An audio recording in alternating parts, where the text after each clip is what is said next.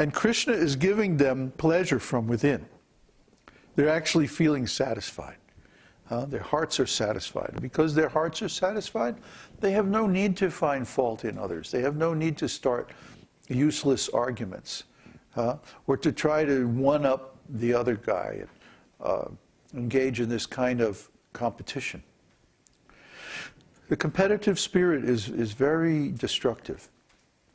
I remember when I was a youngster being in school, and it seemed like all the other young kids did was fight and argue. You go in the playground and, you know, some kid is pushing another kid down, and the two other kids are pounding each other with their fists, and then, you know, they're trying to play some game, and they play the game for about 30 seconds, and then there's an argument about whether that was fair, or this was right, or who broke this rule or that rule. It seemed like the day was just like wall-to-wall arguments. I remember being very disgusted with this. And, you know, sometimes I would see a group of students over on one side, and they were actually relating to one another in a friendly mood. And to me, this was very attractive. Usually it was the older students. The younger students were more nonsense. But actually, as I grew older, I got to see that there were still arguments among the older students, but they were just more subtle. They had learned the art of diplomacy.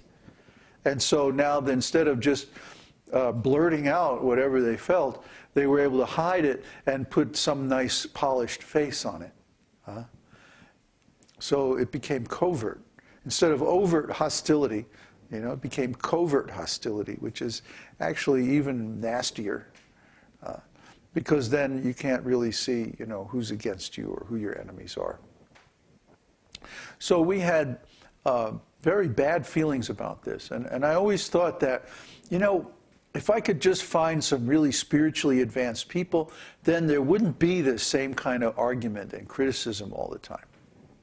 But then I remember, after a long search, joining ISKCON.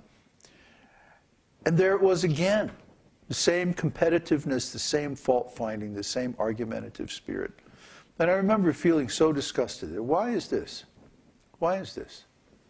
And it was because the devotees were pretending to be advanced, or they were posing themselves as being advanced, but actually they weren't very advanced at all. They were still in the first stage, simply chanting the holy name, but not really following all the rules and regulations and worshiping the deity very nicely and all that, you see. Maybe they had some formal initiation from the spiritual master. But let's make a distinction right now between formal initiation and real initiation. Okay? The formal initiation is when you go into a temple and a spiritual master gives you a set of beads and a spiritual name, and then you promise to follow rules and regulations of devotional service and chant the holy name and remain true and faithful to your teacher and the sampradaya and like that. Then there's a fire sacrifice, and then everybody has a big feast and goes home. That's the initiation, right? No, no. The initiation is the rest of your life. The initiation is actually following those principles, actually doing the devotional service that you promised to do at the time of initiation. The real initiation means following the instructions of the spiritual master, which are non-different from the instructions of Krishna. So a neophyte tends to get hung up or identify with the external, formal part of the initiation. And you see there's this tremendous arguments going on among the devotees now about what does it mean to get initiated, and what is the role of the person performing the initiation ceremony. You know, is he a guru, is he a ritvik, is he this, is it that, what does it mean? This is all like useless argument. The real meaning is Krishna is giving the instructions how to engage in devotional service in the Shastra. And when we accept initiation, basically we are making a commitment to following those instructions. A lifetime commitment. A total commitment. A commitment that cannot be undone. So if we accept this at its face value, that means the rest of our life we're going to be engaged in that devotional service.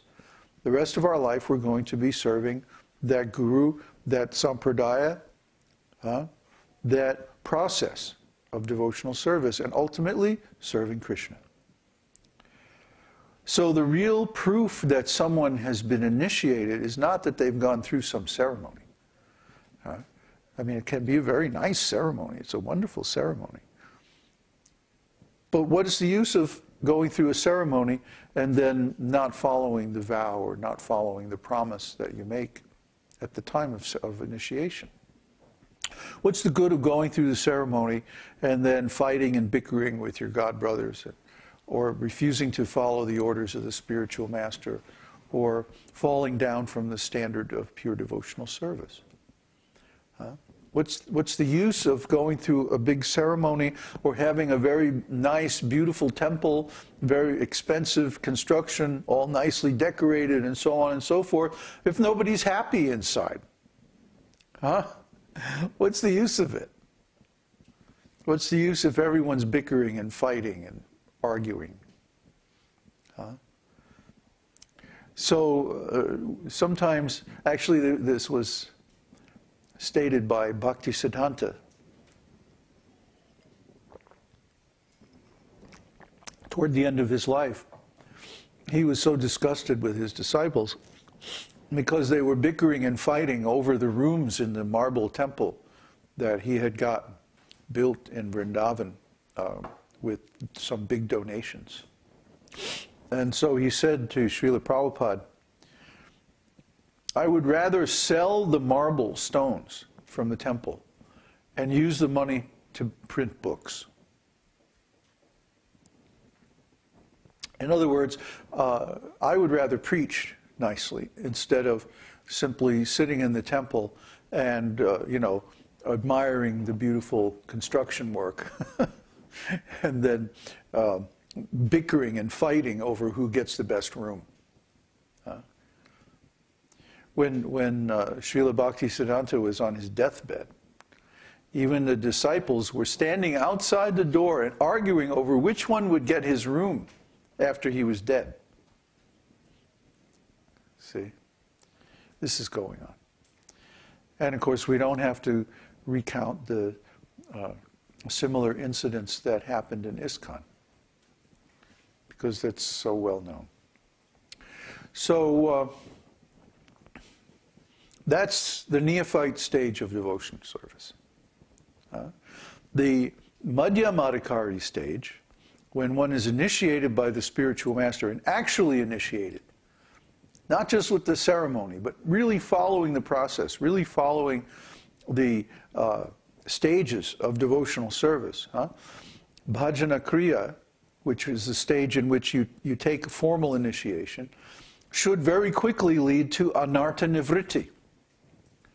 Anartha-nivritti means that all of the unwanted qualities and activities go away. And we're going to devote several classes when we finish Nectar of Instruction to going through these anarthas and how to overcome them. Because we want our students to be free from these anarthas so they can become steady and develop a taste for devotional service and become attached to Krishna. And because of that, start feeling devotional ecstasies and love. Because that's the real aim. It's not just to have a big position, to be a big senior man in the devotional organization. And it's not about, selling lots of books or getting big donations or collecting. Actually, in the very first, the second verse of Nectar of Instruction, Rupa Goswami warns against collecting too much. Yeah. Atyahara. Atyahara means collecting too much or eating too much. If you eat too much, then you become lazy. You can't do nice service. So, collecting too much means collecting more funds than are required for preaching. You see? If you collect too much money, then the tendency or the temptation will be to just sit around and not go out preaching. But a devotee's duty is to preach. A devotee's purpose is to preach and help others understand this science of devotional service. So if we don't do that, we're not going to be fully pleasing to Krishna. But what's the use of living in Krishna's temple if we're not pleasing to Krishna? What's the use of putting on devotional clothing and